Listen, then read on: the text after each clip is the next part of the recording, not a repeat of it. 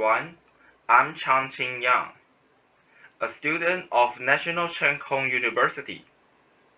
In today's talk, we will focus on the project of C11 atomic operation.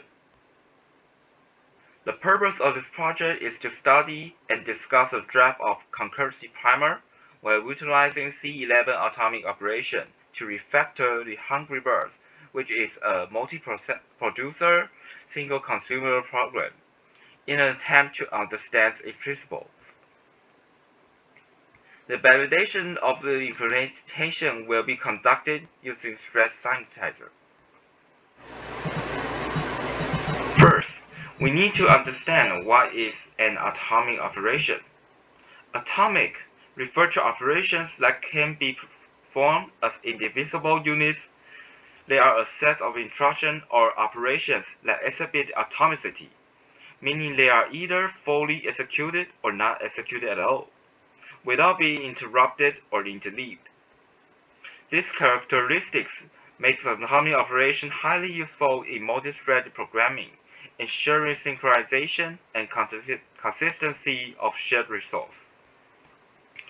Atomic operations are commonly used as race conditions and data races in concurrent programming that provide a mechanism to ensure that multiple threads or processors can be manipulated shared variables or resources correctly without causing inconsistencies or conflict. Common atomic operations include read, write, add, subtract, test and set, compare and swap, and more. These operations can be performed atomically without requiring additional synchronization mechanism or locks, thereby providing efficient and safe concurrent processing. In the code provided below, please look at 5.2 test and set section. This code utilizes test and set and atomic flag to create a function working like the mutex lock. We can use it by placing the lock and unlock operations at the beginning and end of the critical section respectively. On the other hand, CAS, also known as compare and swap, compare and exchange, can be used to compare and modify a value when two values, compared and expected, are equal. In this example, it is used to stop the loop. According to Concurrency Primer, when using the strong version of the function, the compiler must generate two loops to prevent us from encountering sequential consistent error. However, we might not care about when the error occurs. Therefore, there is an alternatively weak version of the function that allows the CAS operation to return immediately if it fails to complete successfully. Talking about atomic operation, we must dive into memory order as well. Memory order refers to the mechanism that controls the execution and visibility of an atomic operations. It defines the order of operation among multiple threads, ensuring a consistency and predictability in accessing and modifying shared resource. To set the memory order in the function we provided above, we need to append explicit to the function name.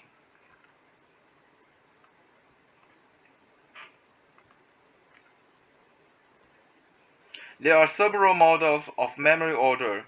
Each is designed for different purposes. Acquire and release are two-paired memory ordering. Acquire ensures that all memory operations that appears after it in the program order are properly ordered and synchronized with other CPUs. It is often used in conjunction with memory fences to prevent CPU reordering operations. On the other hand, release has the opposite effect. These two memory ordering are commonly used in lock implementations. Acquire is often used with load operations, ensuring that the necessary data is properly synchronized before reading it. Release, on the other hand, is used with stored operations to ensure that the updated data is correctly propagated and synchronized with other CPUs. Relax is a memory ordering that is considered weaker compared to acquired and release. It guarantees that two relax operations will not be reordered, but in the relaxed memory ordering, there are no guarantees or synchronization mechanisms provided to ensure consistencies across different threads or CPUs. Operations performed with relaxed memory ordering can be freely reordered and executed independently by different CPUs or threads. Therefore, while relaxed memory ordering allows for flexibility and potential optimization opportunities, it does not provide the same level of synchronization and reordering guarantees as acquired and released memory ordering.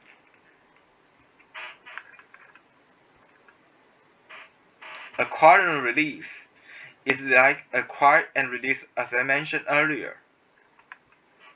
However, it is specialized for functions that require both reading and storing operations, such as atomic compare exchange functions we mentioned before. In addition, there's another memory ordering called sequentially consistent, short for sequence, which guarantees sequential consistency between different parts of a program. Is considered the strongest memory ordering.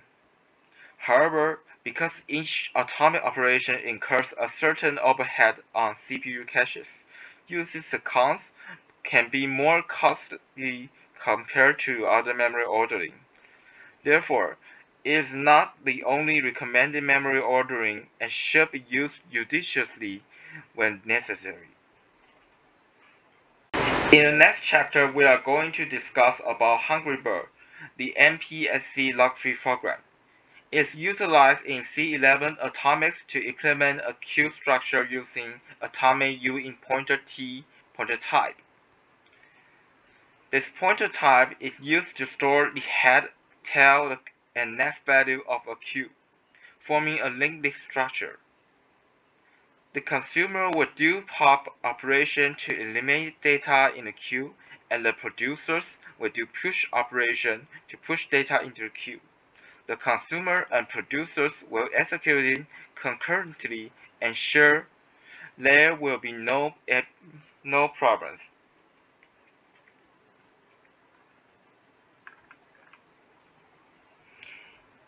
In the creation of a queue in this program, a sentinel value is used to represent the beginning of the queue.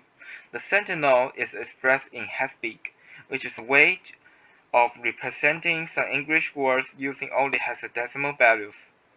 Additionally, the head and tail of a queue are initialized to 0 using atomic functions. The action of pushing an item in the queue is accomplished by the queue push function. The program first allocates a new memory block called newtail and initializes it using atomic init. Then it changes the value of a queue's tail with the newtail using the atomic exchange operation. The resulting pointer is referred to as oldtail. After the exchange, oldtail can have two possible scenarios. First, if oldtail is 0, according to the setting in the queue create function, it indicates that there are no existing elements in the queue. In this case, the head of the queue is updated by storing the value of newtail using the atomic store. Next, if oldtail is not 0, it means that the tail of the queue has already been assigned. In this case, we set the next pointer of the oldtail to newtail.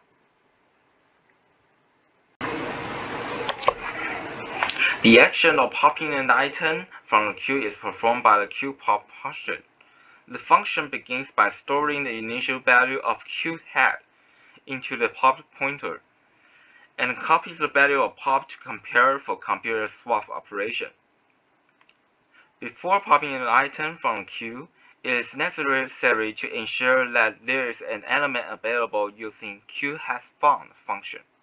Otherwise, an assertion error will occur. Next,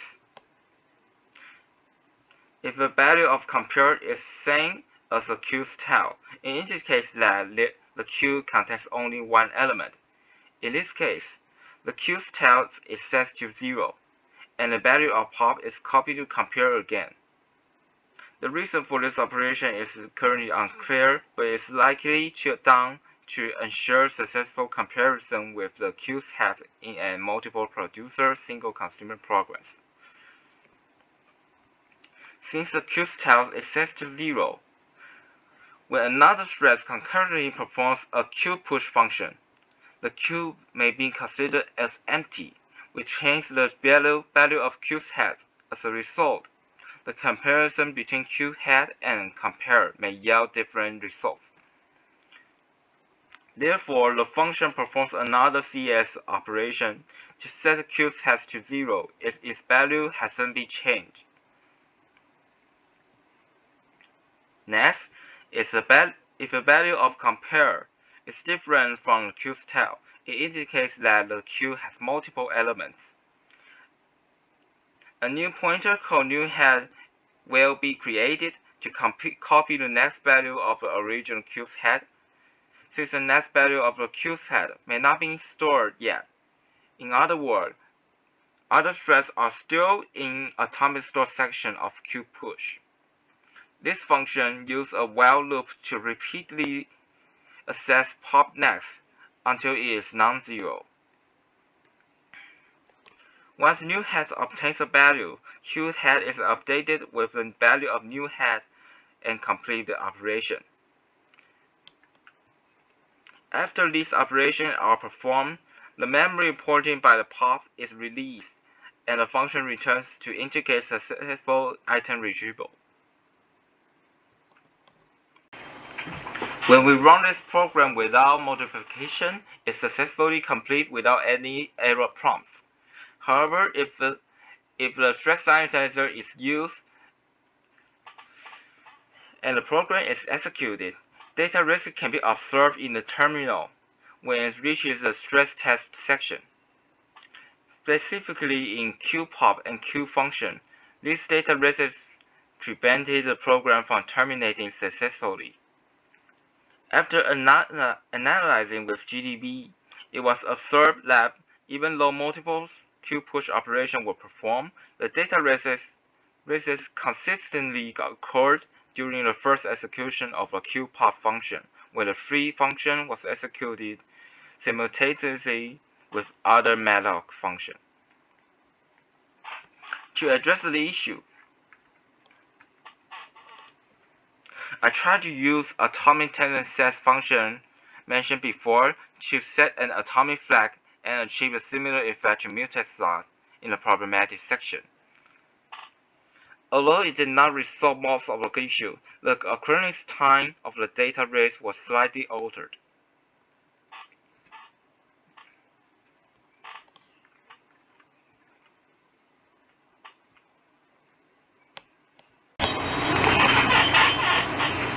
In this report, we studied the draft of Concurrency Primer and utilized C11 atomics to implement a log-free queue structure. However, during verification using thread sanitizer, we discovered a presence of data races in the queue operations. To address this risk condition, we attempt to introduce atomic tests and sets within the problematic section, although this attempt did not completely resolve all the issues. Well, we have only scratched the surface of this field in this report. It's hoped that it serves as a guide and inspire further learning and research. It's crucial to prioritize the handling of concurrency issues in the future software development to ensure correctness and efficiency. Thank you for reading this report.